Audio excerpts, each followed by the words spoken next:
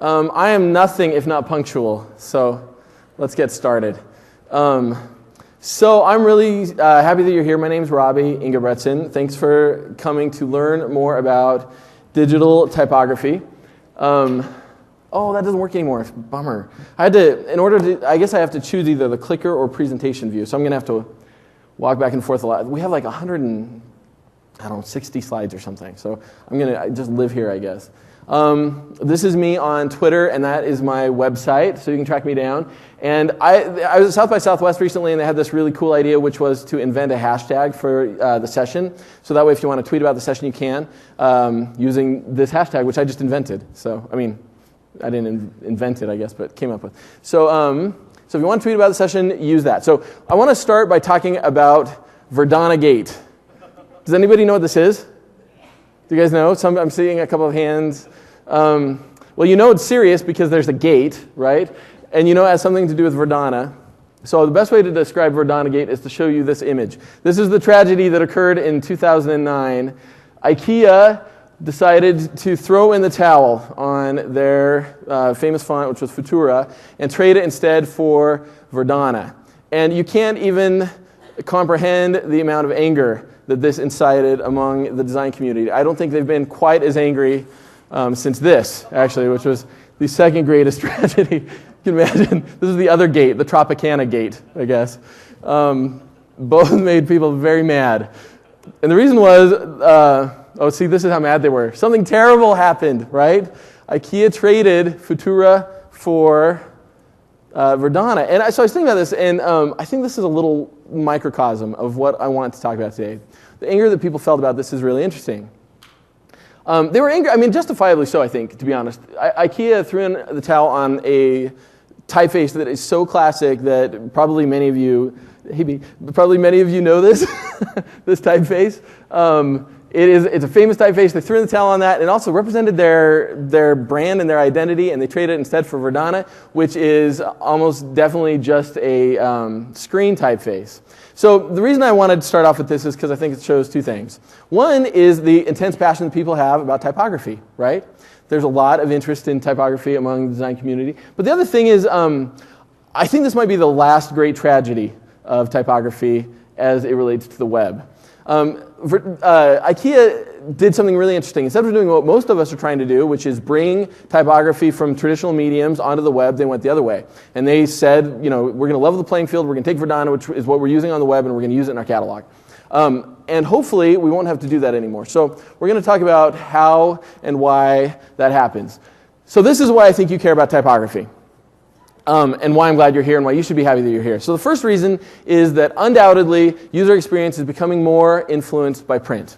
You can see this in the design for Windows Phone 7. In fact, all of the Metro, user experience language seems to be highly influenced by print. Also, just the technology is allowing us to do more with typography, and so it becomes more important if you care about user experience. The other thing is the technology is really, truly getting better. It's catching up, finally. And then last but not least, and maybe this is the thing to care most about, is typography is a little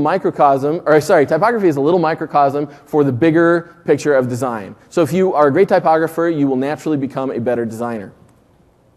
So a couple of concessions, though, about this talk. So the first is I have a little secret to share with you, which is that I'm highly unqualified to be giving this talk. So I'm glad that you're all here, and I hope that we will learn something together. But I'm not a typographer. I'm a guy who loves type.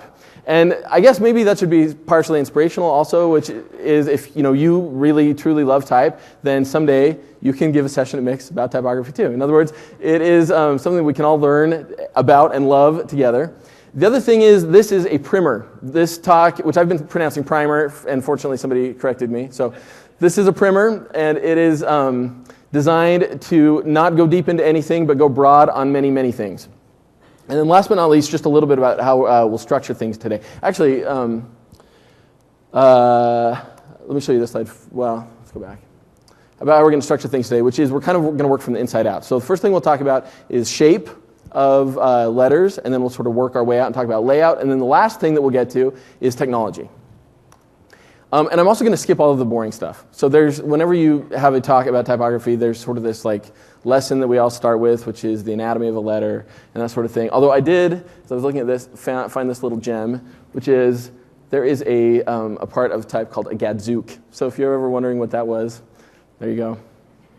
But that's as much as we're going to get into that. Instead, what I want to do is answer a big question, which is the question of what is typography and how does it relate to you? So we're going to talk about this in 3 ways. So like I said, we're going to talk about the shape of letters, we're going to talk about layout, and then we're going to talk about the technology that enables typography today. Okay. Oh, we've got a lot of those. So the first thing we're talking about is shape. Oh, by the way, the different topics are color-coded, so you can know. If it's red, we're talking about shape. The fundamental unit of a typeface is called a glyph. And a glyph actually has a broader meaning. We're going to use it specifically to talk about type. But glyph has a broader meaning, and it is an indivisible unit of meaning within some kind of a representational system. So this idea of glyphs have been around forever, right? It's only recently, I guess, maybe in the last, what would that be? The last 600 years that we've started talking about typefaces and talking about glyphs as they relate to typefaces. And you'll notice that I'm carefully using the word typeface here. So this is a point of clarification that we should make early on. The difference between a typeface and a font. The easiest way for me, I think, to demonstrate this difference is to talk about one typeface in particular, which is Garamond. So Garamond is interesting because when you think of a typeface and a font, you normally think of that as something you could purchase or you could use. Garamond is something you could purchase from 6 different foundries, right? So how does that work? How is it that 6 different people can sell what is essentially the same thing? So the easiest way to think about this is to think about a song that you love, but which belongs to nobody. So the one I'm thinking of is Oh, Susanna, because I know you all love that song. That's a song that, or Row, Row, Row Your Boat or something. I was just trying to think of some traditional folk song. So think of a song that has existed for a long time. It belongs to nobody, right? It's been around. That's like Garamond. So what happened is Garamond is a typeface that was designed by Punch Cutter in the 1500s. And it's sort of taken on this life of its own. It's been around forever. It went through a revival in like the 1800s. And then as soon as we had digital typography, a whole bunch of foundries decided that they wanted to allow people to use this typeface Garamond. And so they went back to the original manuscripts, and they began to create shapes out of this thing, and we call that digitizing a typeface. So when they went through the process of digitizing a typeface, the thing that they produced was a font. So this is not to get too SAT on you, but this is the best way to think about it. A font is to a typeface like a recording, so like an MP3 even or something, is to a song. So I could record Oh Susanna or Row, Row, Row Your Boat or something like that, and so could any number of you here. And we would all have our own different recording of that thing, right? And that thing, at that point, the recording is like a font. There are 264,763 fonts in the world, I bet. No, just a guess. All I know is that there are a whole lot of fonts in the world. And so the first thing to discuss is, move somebody else's water so I don't trip on it. First thing to discuss is if you are, whoops. Hey, this got out of order. Oh, well, that's fine. First thing to discuss is how do you sort through all those? So there's a whole lot of information, there's a whole lot of fonts out there in the world. And I think the first things that we think about when we think about typography is an answer to that question of what font or what typeface should I use? So to think about that question, we need to think about the way that a typeface works, the way that it functions, right? Broadly speaking, there are 2 ways that typographers think about it. I've added 2 more. So if you're a typographer, they talk about what they call text faces or body faces. And this is the text that you read, right? So if you pick a book, most of it will be set in what you call a text face. There's also what we call display faces, and this is larger type, right? This is like a heading or headline or something you would use for signage. And then there's decorative type, and unfortunately, if you did a search on Bing for typography, took me a moment. If you do a search for typography inspiration, you'll find a lot of this, a lot of decorative type, which is cool, but not really with the thing that we're trying to discuss, right? It's not really type, like structured type the way we're thinking about it. And then I think it's also interesting to think about interface type, and it has slightly different requirements than these other 4. So let's kind of tackle these one at a time. So first one that we'll talk about is body text. So this is the text that you read. And there's this awesome quote about this from Emil Reuter, and he is one of the masters of modern type. He came out of the Swiss International typographic movement in the 50s. And he says this, he says, typography has one plain duty before it, and that is to convey information in writing, and no argument or considerations can absolve it from that. That's its duty. To which David Carson said, whatever. So if you guys know who David Carson is, he's a typographer, created, I think it was Radar magazine, is that right? And did crazy things, like he would set entire interviews in dingbats, for instance. But in general, so that was very avant-garde, but in general, typography has this fundamental goal, which is to be legible. And when we say legible, we mean something very specific, and the best way to differentiate that is to talk about legibility versus readability. So these are the definitions that I came up with. So if something is legible, it means that you can recognize the individual glyphs, right? That you're able to look at the type, and you can draw out the shape of each of the individual glyphs, form those into words, form those into sentences. Readability is something really different than that. And readability means that you have the ability to read it for an extended amount of time. In other words, it doesn't tire you out to read it. And these are different and separate goals that you need to think about when you think about typography. And in fact, sometimes you want something to be, well, I guess in the case of David Carson, you don't care about either one of them. In many cases, you care about something being legible but not necessarily readable, right? And the phone book is a really good example of that. You need to be able to read the individual letters and make sense of them, but you don't necessarily need to read it for extended amounts of time. And I bring this up because a whole lot of the type that we deal with as UI guys is this kind of text, right? We're doing a lot of things that are labeling or providing meaning, but there isn't reading. And so that might influence the way that you think about type. When you are thinking about body text, though, or a text face, you need to think about it in the context of readability generally, right? Generally, the thing that you're trying to do is create something somebody could sit down and have an easy time consuming or an easy time reading. So with that in mind, we're just jumping right into this. I feel like we were just cruising, but we do have 160 slides to get through. So speaking of which, they didn't start my timer, so I guess I need to watch the clock. How can you get a great body in 5 steps? First step, a bigger X height. It's interesting so the X height is the distance between the top of an X and the baseline of the text. Generally, this accounts for the size of the lowercase letters, right? And things will be based on that.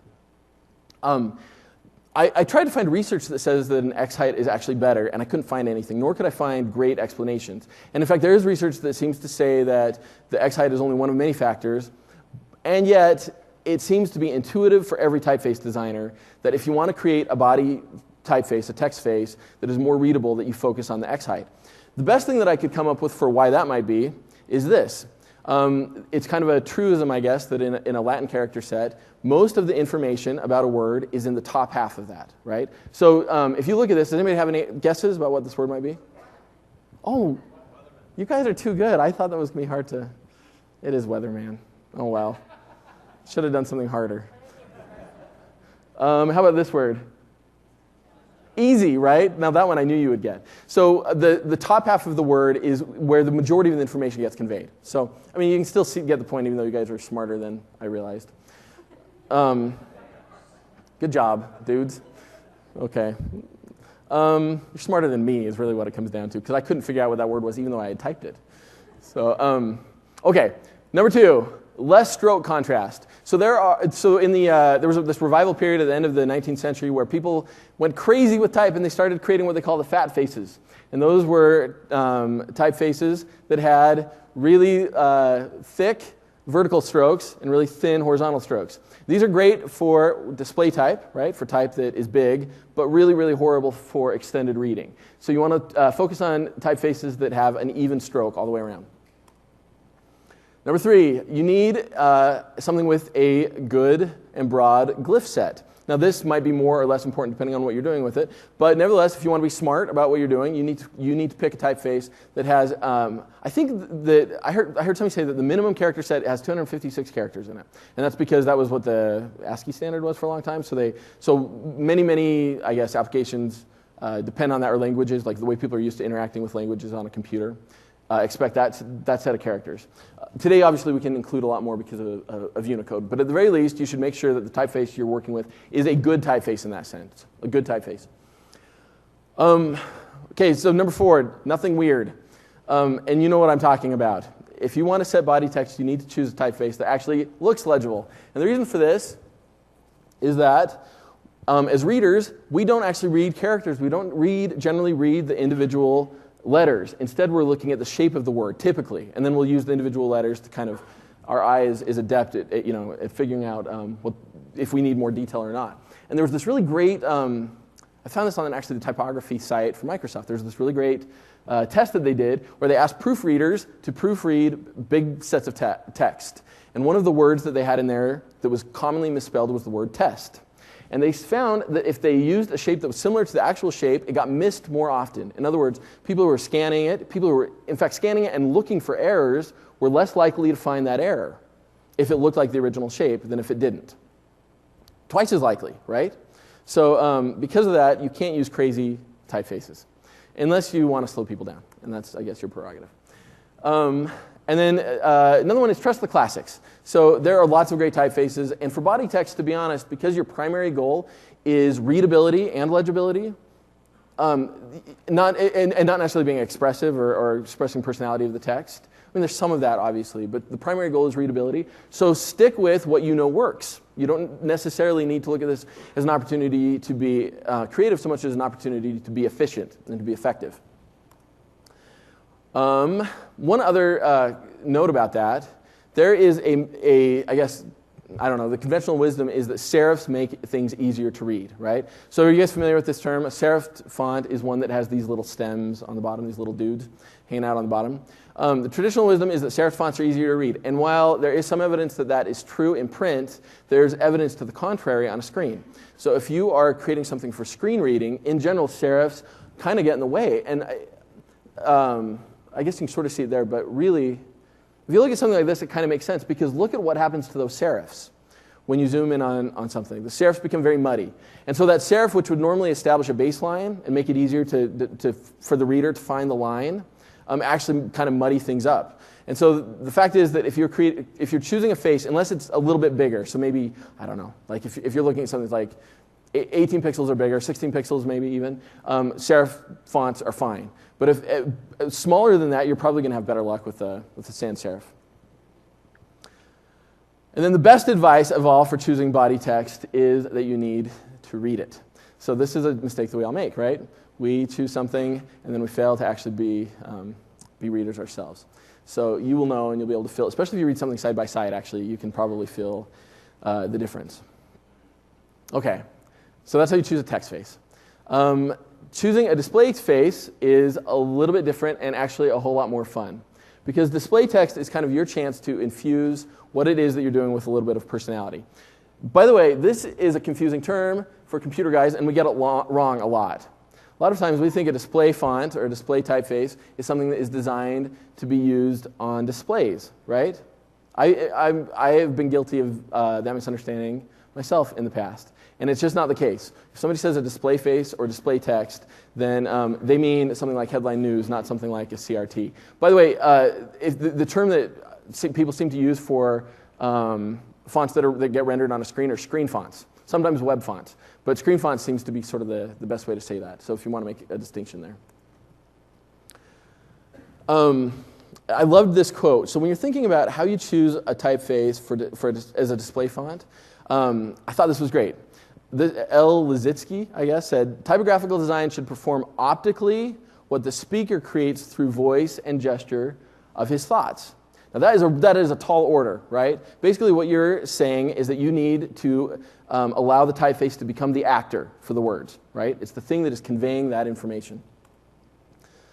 So this is my favorite way to illustrate this. So if you read this, sooner or later, here I'm going to read it as though I were an actor reading this, right? Sooner or later, everyone goes to the zoo, right? That's a nice thing to say. And that typeface sort of represents that. If you change the typeface, it has a dramatically different meaning, right? And now the actor is like that guy, who I won't try to do it, but the guy who's like got the deep voice. And this is much more foreboding. And it's true, I changed the background too. So that probably has something to do with it. But this is a type, does anybody know this? Typeface? Trajan? Rock on. Something like, I heard a statistic that when this was sort of the style, that it was like, I don't know, a huge percentage of all movie posters use that typeface. It was a common one. Oh, the other one, honestly, I don't remember. I think this one's called Sean's Hand. It was just like a typeface I found that looked like handwriting.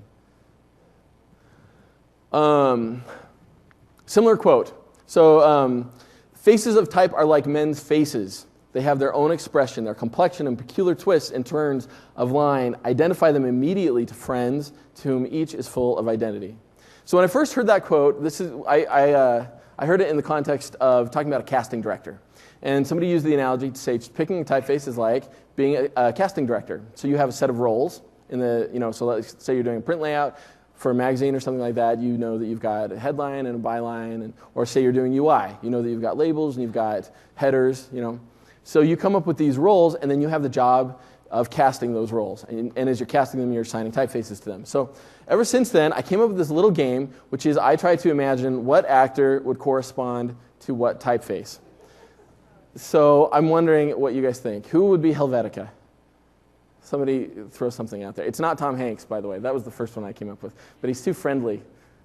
Here, what do you guys know? What do you think of Helvetica? I'll tell you the adjectives I have. So Helvetica is a workhorse. It can be used anywhere.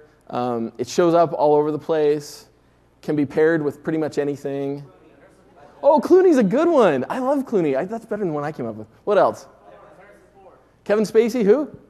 Harrison Ford's a good one, too. Kevin Spacey's a pretty good one. I think Kevin Spacey's a little too wussy or something. So, what's that? William H. Macy is a great one. That's funny. Who else? De Niro, maybe? This is one I had. Kevin Bacon. And then if that guy's Kevin Bacon, then this guy is Ariel. Because not quite as nice looking as the other guy. Not quite as classy. Okay, here's another one. How about Clarendon? What do you think? No, this one, I came up with a woman for this one, but you throw out what you want. Who? Judi Dench. That's pretty good. What else? Who else? It can be a man too, though. This is kind of a masculine fun, actually. Here, I'll tell you, this is what I came up with. It is a little loud. It's super friendly. Great for delivering good news. How about that? Oh, great for delivering good news. That's a hint, man, right there. Lots of positive energy. Oprah's a good one for this, yeah. A slightly masculine version of something feminine. Yay! Got it. I think I gave that one away with the, okay. Wait, we did, okay. So I'd like to announce a contest. So I have forever been trying to figure out a typeface for Chuck Norris that isn't silly, right? It's easy to come up with something that's just plain silly. Impact's a good one. There's also one called Knockout. Oh, I shouldn't tell you that. Those are both really good ones. It's easy to know what it's not, right? It's definitely not Comic Sans. So here's my contest. I am giving away a copy of The Elements of Typographic Style. This is my copy. I'm not giving you my copy. Well, I guess if you want my copy. But my intention is to ship a version to you. So I'll put this up on the blog, or maybe we can tweet in answers or something like that. I thought it'd be fun. So keep this in the back of your head. What typeface should Chuck Norris be? The panel of judges consisting of me will rate your answers, and then we'll award a copy of The Elements of Typographic Style. So in my quest for figuring out what I think the right Chuck Norris typeface would be, I did come across a really awesome set of Chuck Norris jokes about typography. So I don't know if these really play well, but that one was pretty funny. So Chuck Norris hinted Verdana by punching the monitor. That one was funny. And the other one was Robert Bringhurst, this guy. You got to know this is like the Bible of type design. Returned from Chuck Norris's house with 2 stone tablets on which were inscribed the elements of typographic style. So the link is there. It's super funny, actually. But also, I think you kind of have to be a typographer to think most of them are funny. These are the most accessible, by the way. Like, a lot of them were like super zoom inside of like type tools and stuff like that. So anyway. Man, I keep going back. What's the deal? Okay.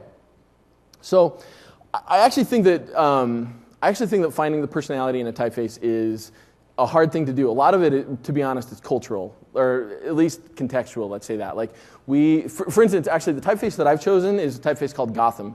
I'll tell you why I chose it. I chose it because, I wanted to create something that felt very typographical for the slides, right? something that felt typographical. So I wanted to create something that kind of felt like, the thing I'll think of when we think of type is like this 50s kind of era style, which would have been Helvetica. So I thought about Helvetica, but then I kind of wanted to like imbue it with this feeling of hope and like modernness or something, like type is getting awesome. So I ended up with like all the type that you see is, does anybody know it, by the way? Anybody identify it? It's Gotham is the font. There's something interesting about Gotham though, which is it is the typeface used by, I don't know about, I think it is GQ. I think it was designed for GQ. But it was designed, yeah, for Obama. So it's the hope typeface. So that's kind of an extreme example of where I'm probably overthinking it. But a lot of what people do with typefaces is really cultural, right? Like you know that this kind of feels like this or whatever. Regardless, I think there are some things that we can kind of assume about a typeface. So I just went through and I came up with kind of my hunches. Now the reason I'm showing you this is to let you know these are just my hunches. And you can rely on your hunches as well for what a typeface feels like and what it means. So you should feel empowered to make typeface decisions based on what you think, right? It's just like choosing colors or anything. There are right and wrong answers. Well, let's put it this way. There are no right and wrong answers, but there are definitely wrong answers, right? So and just no right answers. So how about that? You can't get it right, but you can't get it wrong. So anyway, so serif fonts feel formal to me. If you have a fat face, like Dito or Bodoni, then they feel extra fancy, so they're formal and fancy. Although they can actually be kind of fun as well, I guess, in some cases. A slab serifs are these big, thick serifs that you get where the serif actually becomes kind of more geometric. Slab serifs make things feel industrial, right? Kind of mechanical, like it was produced by a machine. Something that is purely geometric feels very modern. And this is, by the way, this is a very cultural, the reason that you feel this way when you see a typeface like that. It's because these typefaces were designed during the industrial, or as a response, really, to the Industrial Revolution. And people wanted to begin creating typefaces that felt like they could be reproducible by the common man. And so geometric typefaces, that's Futura, by the way, that's the IKEA font. When you make a typeface narrow, it feels concise. Like the message that it's conveying is important and quick. It's great for labels, that sort of thing. It's not good for reading. On the other hand, if you extend a typeface, it begins to feel decisive and a little bit sauntering. Like the thing it has to say, it will take its time saying because it's important. So I came up with like 30 of these. I'm not going to bore you with the rest of them. But this is, I think, kind of a fun exercise for you as you are learning to be a typographer, and it's super useful for me and something you can do your whole life and never be done doing. People who get really, really great at this have this uncanny ability to begin to do something which we call pairing. And they begin to, and this goes back to this idea of casting a document, right? Your cast of characters. And they begin to take typefaces and put them together in a way that actually creates meaning. So they know that, so my Tom Hanks typeface, by the way, is Avenir. So Avenir, I'll show you some Avenir later. I've got some. So they know that Avenir works really well with whatever their Meg Ryan typeface is or whatever, right? So you can start to marry those things together. And then you create more interesting combinations, like what if Johnny Depp and Angelina Jolie were in a movie? That was kind of a cool movie. So then you begin to start creating these interesting combinations. This is these are some samples from, what's the name of the founder who did this? Does anybody know? It's Hoefler is the one that did it. Hoefler Jones Freer. Produced this really great series on how to pair typefaces. And these are beautiful and really excellent, and I was kind of blown away. But we're going to keep things much simpler for today and work out these 3 rules for how you pair typefaces. So the first one is use fewer fonts. And I don't think you really, if you're using 2, you're safe. If you're using 3, you might be able to get away with it. If you're using 4, who do you think you are? And I've seen people use 5 and 6, and maybe people can do that successfully, but it's really hard. This is the best advice, though, right here, is look first for contrast and then for harmony. So the way you want to pair typefaces is you want to look for things that are clearly different, right? Like, and then once you understand the differences and you're clear about the differences, then you begin to harmonize the elements. So then you look for something that like, oh, this kind of feels like this. These have a similar weight. These have a similar, geometric style, or the curves are the same or whatever. And then, last but not least, you cannot have more than one star in the movie that you just cast, right? Or more than a couple. But really, you really need somebody to take the lead role there, and then the other typefaces to kind of stand back and watch. Unless you're awesome, then you can have more than 1 star probably. So here's some examples. So 3 kind of easy recipes for you to do this on your own. First, easiest recipe, 1 family, many weights. So pick a family and then run with it. This is what the Metro guys have done incredibly successfully with Windows Phone. So when you're on a phone, you know that there is a lot of typography going there. You feel it, right? You see it and you feel it. That's all done with essentially one typeface, which is SAGO WP, which stands for Windows Phone. This is a site which I really, really love. It's called Stories and Novels. It's a bunch of short stories by this guy called Franz Newman, I think. To be honest, I haven't read the stories.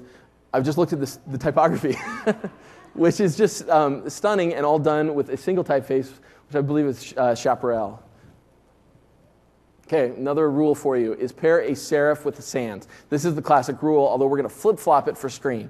Normally you would say use the bolder, kind of stronger geometric sans for your headline, and then use the serif font for reading. We're going to flip-flop that on a screen, though. Kind of can't go wrong with this. And the reason for this is that there's so much contrast between these two things, right? Like serifs tend to have very different feelings. So you get the contrast for free, then you just need to think about the harmony. Comedy Central just did this. By the way, these examples are from a site called fontsinuse.com, which is so good if you want to spend some time thinking about typography, go there. So Comedy Central just went through a rebranding, and they did this great job of pairing a sans with a serif. So I think it's called Brandon Sans is the name of the one they're using for their logo, and then the other one is Eames, I think, something. I can't remember. But but it's kind of got that like retro throwback look, and they're using like the thinner version of it, so you get that great contrast between those two typefaces. Also, the sans are the serifs are really, really strong and delicate compared to the very, very bulky, kind of and strong sans serif that they're using for the logo, so you get that great contrast. Last rule is pick something very strong and pair it with something very neutral. This is a really easy place to start. So if you fall in love with the typeface, you see something and you want to use it, and you're not sure necessarily how to pair it with something, pick something neutral. Pick Verdana or Helvetica or Arial or something like that. We missed it's hidden. Shoot, let me unhide this slide really quick. Can you see it? Yay, okay. So this is a super cool example of that, where again they're using, I think that's like, Didot or something like that. It's one of the fat faces. They're pairing it with Helvetica. Okay, that's it, guys. Do you feel like you understand how to choose a typeface a little bit more? Have a little more knowledge? So we're going to transition now. This is a quote that was found by my good friend Adam Kinney for me. He sent me this quote, this great quote from Matthew Carter. Matthew Carter is the designer of Verdana and Georgia typefaces for Microsoft. He said, I'm going to try to read this to you in a way where you can grasp the meaning. It's a hard quote to digest. It says, as the saying goes, type is not a beautiful group of letters. It is a group of beautiful letters. Did you catch it? The distinction he's trying to make is that the individual letters don't matter. What matters is how you place them together. It's the group that counts. It's how they interact with one another. And that is true for, that was my transition quote. The reason was that is true for how we were pairing, and that is true for the way that we place the letters together, but it also has significance in what we're going to talk about next, which is layout.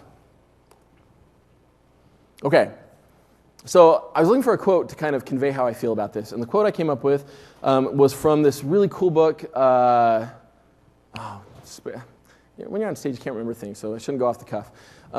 It's from this really cool book, though, by Ellen Lupton, and she said, typography helps readers navigate the flow of content. And I've got to be honest, I love that quote and what it's trying to say, but it just didn't have like the oomph that I was looking for, and so I embellished it just a little bit to say the triumph of good typography is its ability to help readers navigate the flow of content. Awesome sauce. A quote created in collaboration between Ellen and myself. So that's what we're going to talk about. When you think about layout, you want to think about it in that context. You want to think about layout as a way to convey the meaning of the text. In other words, the layout needs to complement the text in a way that is actually conveying meaning.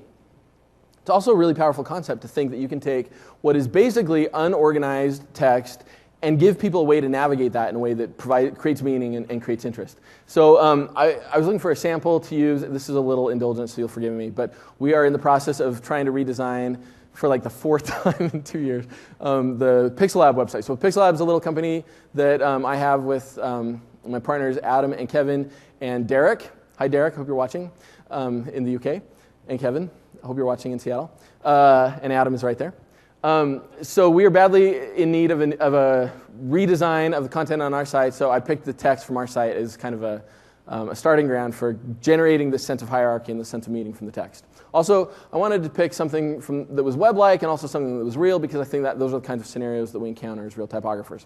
So this is text from our site. And to be honest with you, you would look at that and not know where to start. You could read it and get the meaning, but at a glance, there's literally no meaning. It's just text, right? There's no visual meaning to the way the text appears on the page there. This is especially important on the web, guys, because on the web, we don't actually read, at least not a lot. We scan. And Jacob Nielsen is quick to point out to us that we don't actually do a lot of reading. Instead, we're just looking over the page. And so all of a sudden, this job of conveying information visually through type becomes really, really important. So think about it like this. Like the individual words carry some meaning, right?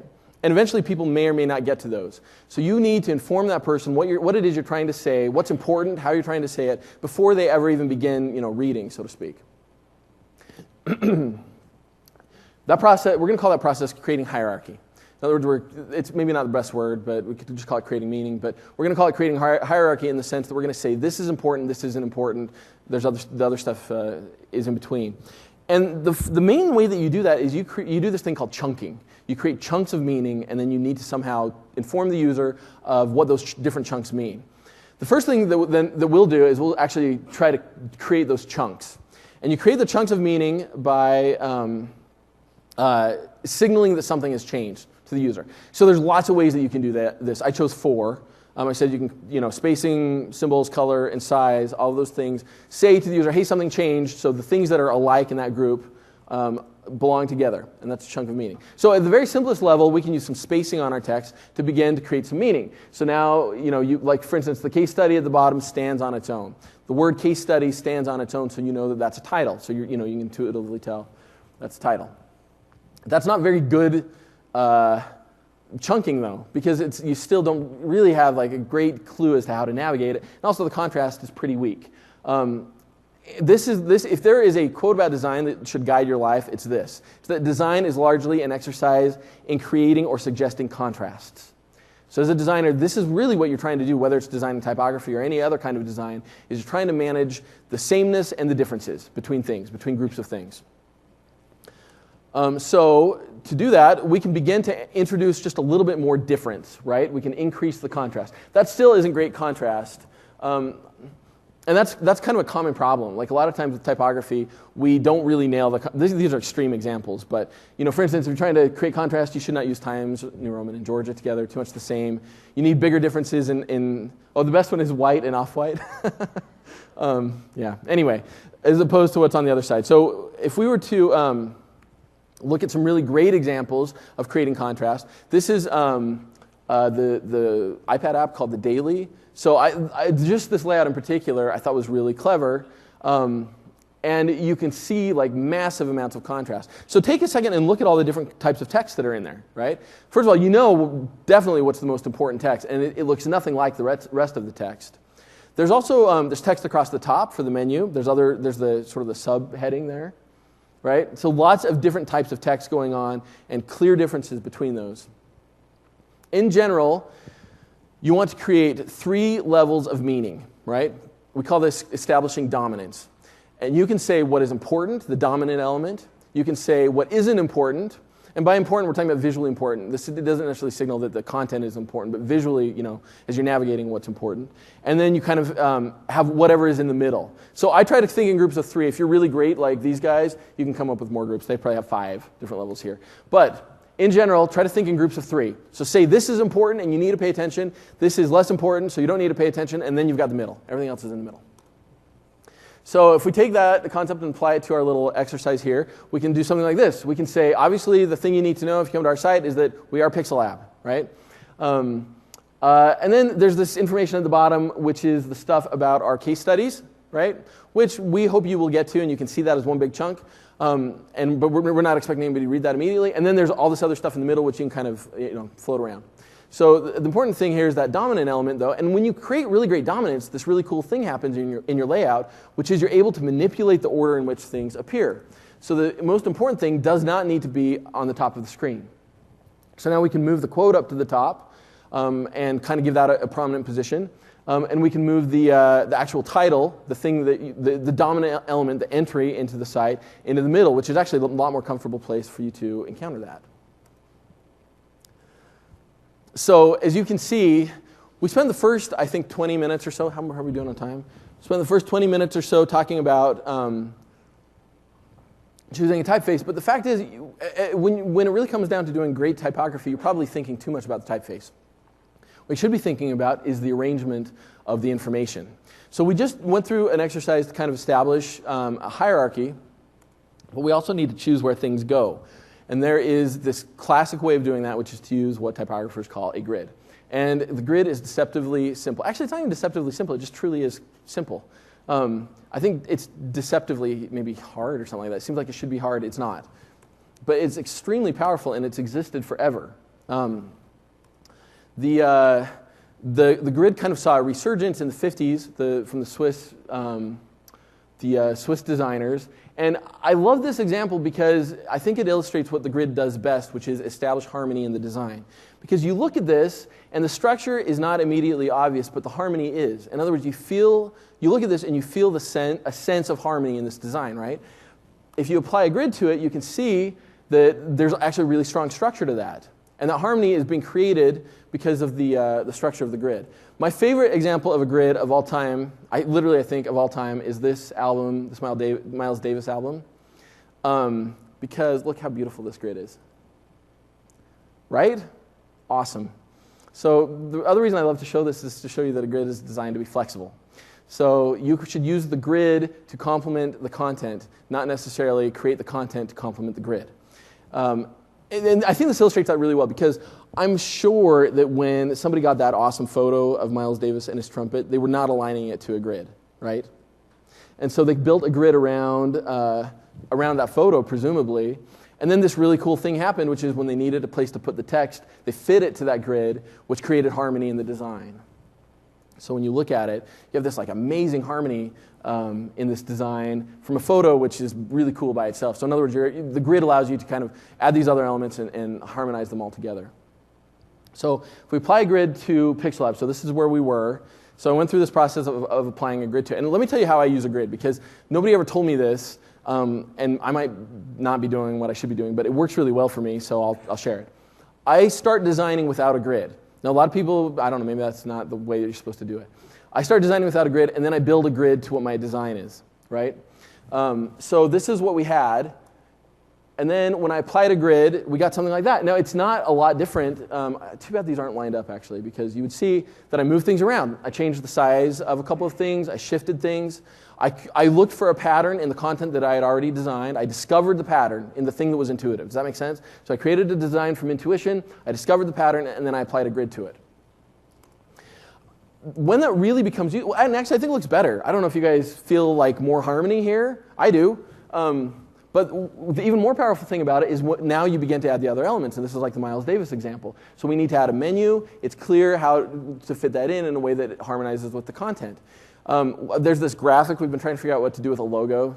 Nobody's seen this yet, so sorry, team. Hope you're okay with it. But I've been like experimenting with like these geometric shapes. I wanted something that kind of feels like a pixel inside of a lab, right? So, and when trying to figure out how that would fit in, you can see that kind of the optical center of that thing falls right on a line of the grid, like an intersection in the grid. And that allows that shape to be integrated and have that similar sense of harmony within the design. So then this is the kind of where I landed. Actually, this is probably interesting to mention.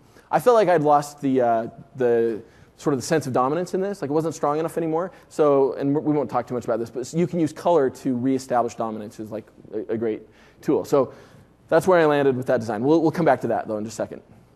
Does anybody know what this is?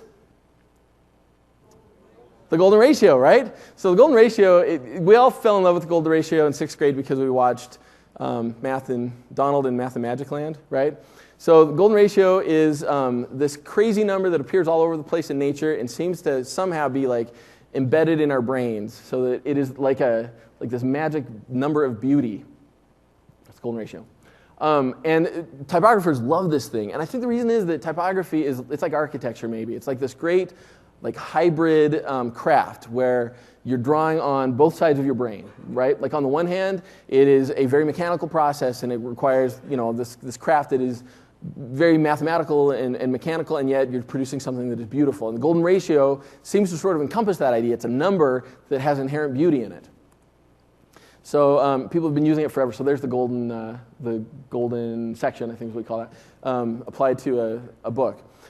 It's questionable about whether or not it works, to be honest. It's kind of like other research about the X height that I mentioned earlier. There isn't a lot of great research that shows that it works, but nevertheless, intuitively, people love it. And I think the reason for that, and something that pretty much everybody can agree on, is that systems are good. And because they do, just like a grid is a system, it allows you to create that sense of harmony. Our man, Robert Bringhurst, loves to talk about this thing called a modular scale. And a modular scale, like a grid, gives you a system. He thinks of it like music, and I think this is great. He says it's like a musical scale. It's a pre-arranged set of harmonious proportions. Now, this is where this gets awesome, though. Oh, by the way, these are typefaces, and I know, yeah, there's typefaces size. There's a total typo in there. I saw that. Oh well. So these are type sizes that are designed according to something very similar to the golden ratio. Actually, the golden ratio is very related to this number sequence, which is, anybody see it? The number sequence in there? Fibonacci, yeah. So the golden ratio is very much related to Fibonacci. If you round a little by applying the golden ratio over and over, you end up with Fibonacci. So this is Fibonacci. And that is kind of the point, is that Robert Bringhurst says you can create a modular scale on how do you say? The scale can be founded on any convenient single or multiple proportion. Let me explain what this means. When you are working with typography, you need to come up with numbers, right? You need to pick numbers for the sizes of fonts, for the spacings between them. I thought you guys would like this because I'm guessing there's a lot of devs in here. And you guys like numbers, right? And it's hard. Do you pick 24 or do you pick 32? Or how do you know what size it should be? So Robert Bringhurst gives us this system. He says, pick a proportion. So that proportion could be something like the golden ratio or Fibonacci or some way of creating a sequence of numbers. It's great if that sequence of numbers is related to a proportion that we're accustomed to, though. So the ones that he likes are golden ratio. There's the harmonics, like the harmonic third and the harmonic fourth, I think. And he says create a set of proportions built around those, and you will imbue harmony into your design.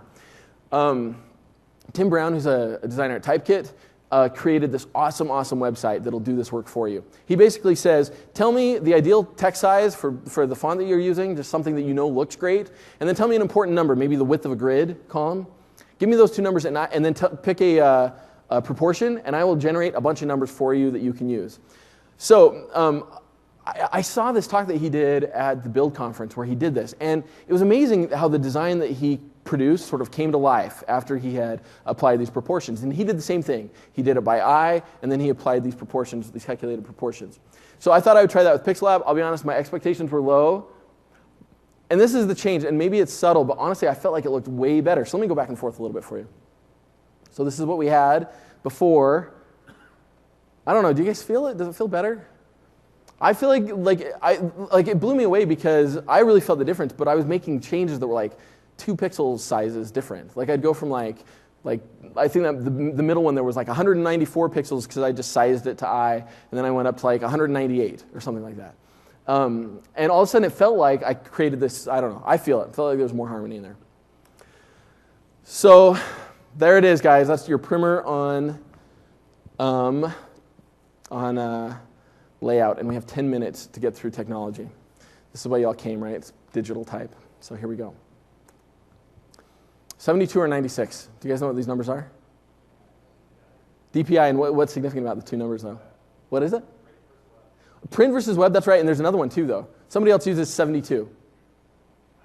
The Mac, yeah. So somebody had to come up with a number at some point that said, how are we going to map point sizes, right, to monitor sizes? And at the time, Apple put a stake in the ground. They said, we're going to go with 72 because it is what print does, right? So if you say something is 18 points, it'll be 18 pixels big. Microsoft chose 96, and I think the reasoning was that you're actually a little bit further away from a screen than you are from a book. These numbers are only significant to me because they represent like how insanely few dots we have to work with when we're trying to put letters on a display. So actually, and that's hard to read, but the numbers have improved a little bit over time, so that today, if you have a laptop, I think kind of the average or the upper bounds is about 110 pixels per inch is what you're doing, points per inch, pixels per inch. But we've seen like a 1.6 increase in 25 years, and Moore's Law has given us like 8,000 times computing power in that same amount of time. Actually, things are getting better with devices, and we'll talk a little bit more about that later. But even more significant than that is how little flexibility or how little what's the word I'm looking for? Resolution we have compared to traditional ways that we're used to viewing things. So like on a printing press or an offset press, you have unlimited resolution, right?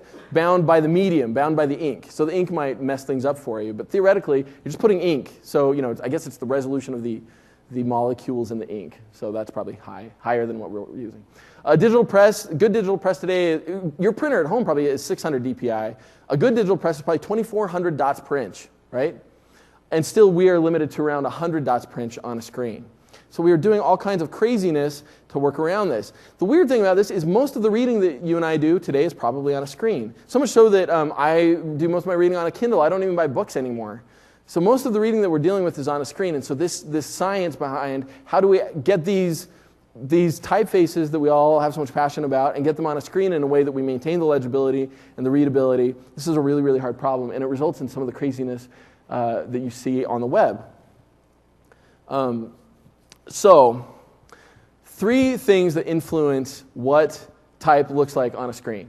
So the first of these is, and it's a cake, because cakes are how you convey information at a Microsoft conference. The first of those is typeface design. And this is the actual shape of the glyphs, right? So a lot of the typefaces that we love best are really, really old. Like Futura is, coming up on, 90 years old? 85. Times New Roman is about just as old. Even Helvetica, which is a modern typeface, in that sense, was designed in the 50s. As opposed to their typefaces like Georgia, which was designed in 1993 specifically for the screen. And then there's this typeface called, I think it's Facet Web. I don't know if that's the right way to say it or not. But I just came across when I was preparing this talk, which is a beautiful typeface and also designed specifically for the screen. And the Facet Web guys told us a little bit about what they did in order to make that a better typeface for the screen. So they started with Facet. They just had a typeface called Facet, and they wanted to make it more web-friendly. They increased the X height. They shortened the descenders. They created a bold version that was lighter because the screen has a tendency to make bold fonts too bold. And this is the thing that we won't have time to talk too much about, but they manually hinted it, and we'll talk a little bit about hinting. And all that goes into, so they designed a typeface specifically for the screen. Man, guys, we went through that in like 30 seconds, and I must have spent like 2 days reading about how that works. So unfortunately, we don't have a lot of time left. So the next thing we want to talk about is font technology. And that's really, so you take a great typeface design, something that's designed for the screen, and then you have to package it up, and you have to give it to people in a way that they can use it. Now, we've been through a lot of iterations on how we actually do this. The first thing we did is we said, well, in print, the thing that we're used to doing is we just put dots on something, right? So the first thing that we did is we digitized fonts directly, and we created what we call bitmap fonts. These are really funny, by the way. This is the original set of fonts from, I think, the Mac. And they all have funny names, like Cairo, right? It's kind of like hieroglyphics. And New York is kind of like Times Roman. The one that I couldn't figure out, though, is San Francisco. It looks like a kidnapper. Why would they name that after? Maybe there was a crime thing going on in San Francisco. This was designed by Apple. Then the desktop publishing phenomenon happened, which we all remember with great fondness, unless we weren't born. Some of us were born, and I remember it. And all of a sudden we had this problem where we wanted to see something on the screen and also see it on paper. And printing, even back then, had a much, much higher resolution than the screen did. And even like with laser printers, the primitive laser printers we had back then had much higher resolution than the screen did. So now we realized that we needed this scalable resolution. And so Adobe had this, what they were calling PostScript fonts. And these were little programs that ran on the computer, and you would say, give me an A, and it would give you an A in a particular font. Those still exist, by the way. They were licensed by or sorry, they were very, very expensive to license. I think Apple actually ended up licensing some of the PostScript fonts. But they were very, very expensive. People didn't like them. Apple and Microsoft got together, and Apple developed and then licensed to Microsoft TrueType fonts. So TrueType technology kind of became the next standard. And with it came hinting. And this is what I was referring to earlier. And hinting is something that, unfortunately, you need to know about still. Hinting, I thought was really simple. But it basically is, it's telling a letter, hey, if you're close to a pixel boundary, here's what to do. Right? And it results in much better looking type. This is what it looked like, I guess, in Windows 3.1. So it's a way that you can instruct the typeface about how to render itself. Turns out that I thought hinting was easy, right? I thought it was like, hey, draw a line here, draw a line here. In practice, it is crazy hard. I don't even know what this is. I just found something from a forum. But it is crazy hard. And people talk about hinting taking 6 months to do. If you were to go ask for somebody to design a typeface to you and check the hint it for me box, it will add I don't know, multiple figures onto the cost of producing that typeface for you. Somebody was talking about how it could add up to 6 months to designing a typeface, and probably for something like Verdana it did, where it was very carefully hinted. And the reason is that you have to now deal with what this typeface looks like at all these different sizes, right, for the screen. Well, 5 years go by, and Microsoft and Adobe now, I guess Adobe realizes that their licensing scheme is no longer working, and they want to get more mainstream.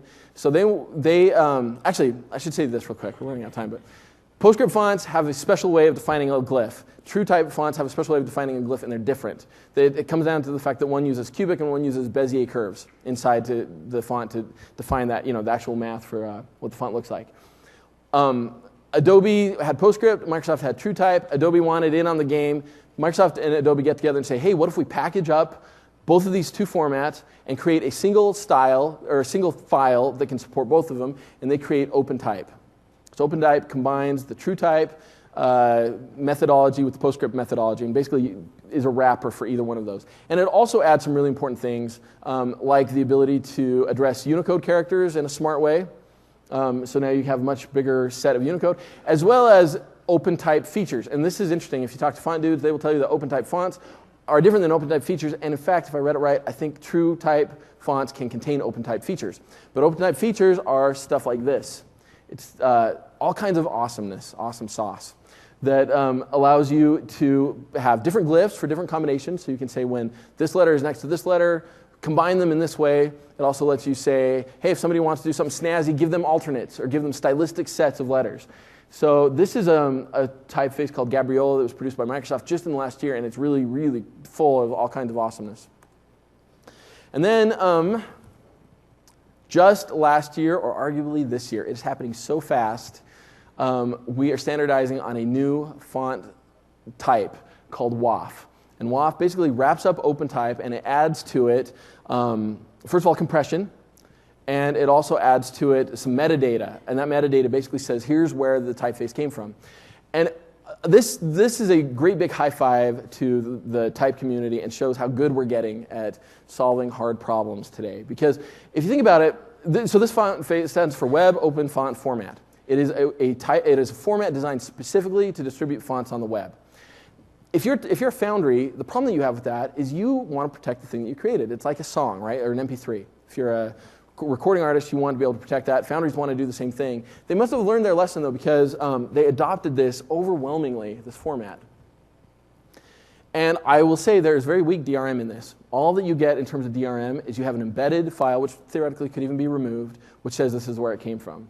And yet there's something like, I don't know, how many is that? Like 5,000 Foundries? No, I don't know, 40 Foundries or something, that it signed off on this almost immediately. So I think this shows some real maturity in our industry and gets me really excited.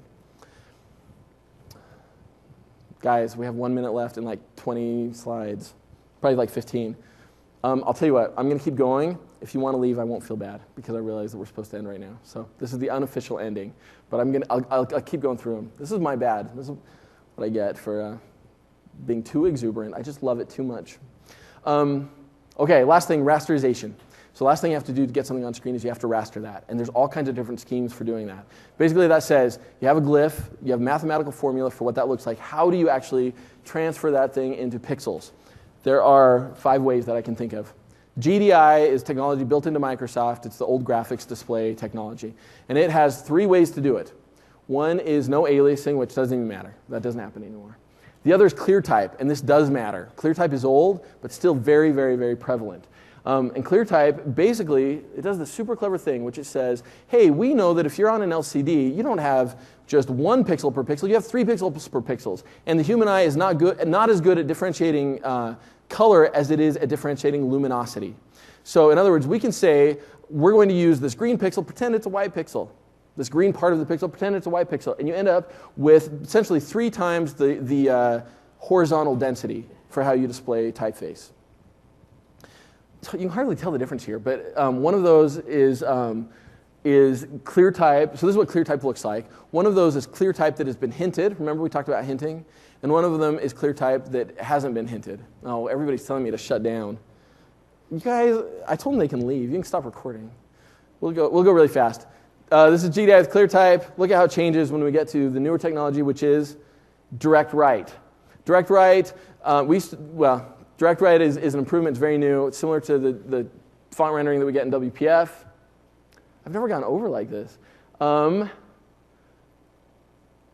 And then the other one I want to show you is core text. Core text is what a Mac uses to render type. And there's a lot of passion about these different ways of rendering type. One of them is very Apple-ish, one of them is very Microsoft-ish. The fact is that Microsoft has been very focused on legibility and readability, the ability to do reading for a long time. Apple, as you might expect, is very interested in maintaining the original shape of the glyph. We're almost done. It's like 4 slides. We're just going to cruise through these. This matters a lot as you're trying to establish what typographers call color, and that is sort of the density of the information on the screen and what it looks like. And they think about it kind of like this, right? If you blur your eyes, you can kind of imagine what color is like, and that's why they care, because it kind of creates the feeling of the text, and that's what typographers are trying to handle. Photoshop gives you 5 ways to manage the rendering, because the rendering has such a strong influence on the color of the text. Silverlight and WPF give you a couple of ways also to manage that. Today we are stuck in a world where different browsers, and this is kind of the thing that matters, use different renderers. And so, unfortunately, this is a sad reality of the world that we live in. It's hard to control, and it makes me sad. So, this is where I was going to end, but I'm not going to. Take that. 3 more slides. 4 more slides. Because I wanted to end on something much happier than that, which is the fact that typography is awesome right now. But I just looked at this and I realized that is not a very happy landscape. I believe in a much better... I just want something that looked futuristic, and deserts felt that way because of Mars, I guess. I don't know. 3 things I'm really excited about, then we'll wrap up. One is higher PPI, pixels per inch. Your iPhone or your Windows phone probably has upwards of 300 pixels per inch. A lot of these problems go away when you get to that kind of resolution. Second thing is open source type. There's a massive movement right now to create typefaces for free. Some of these are both beautiful and free. Some of them are just free. And so, this movement has got real steam behind it, and I think it's really exciting. And then the last thing is, and I just didn't know where to fit this into the talk, font face technology gives you the ability to deliver fonts to websites, to web pages. So now we have like massive flexibility on the web in terms of the typefaces that we choose and the quality of those typefaces. So sorry for going just 4 minutes over. That's not too bad. Wanted to end with this because it shows the passion you can have about this. I love this quote. It's random, but I thought it was great. And we'll end with a great big thank you for your time. So thank you very much. That was super fun.